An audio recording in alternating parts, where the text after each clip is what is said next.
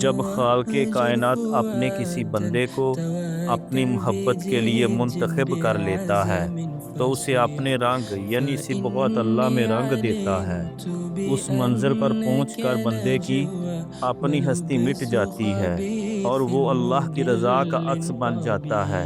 اس خاص قربت کی کیفیت کو حدیث قدسی میں یوں بیان کیا گیا ہے: جب میں اپنے بندے سے محبت کرتا ہوں تو میں اس کے کان بن جاتا ہوں جس سے وہ سنتا ہے، اس کی آنکھ بن جاتا ہوں جس سے وہ دیکھتا ہے، اس کے ہاتھ بن جاتا ہوں جس سے وہ تھامتا ہے، اور اس کے پاؤں بن جاتا ہوں جس سے وہ چلتا ہے۔ بندہ وہی سنتا، دیکھتا اور کرتا ہے جو اس کے رب کو پسند ہوتا ہے۔ یہ وہ مقام ہے جہاں انسان کے اعمال اللہ کے محبوب ترین عبادت بن جاتے ہیں۔ جو خود کو اللہ کی سپرد کر دیتا ہے، اللہ اسے اپنا ولی دوست بنا لیتا ہے۔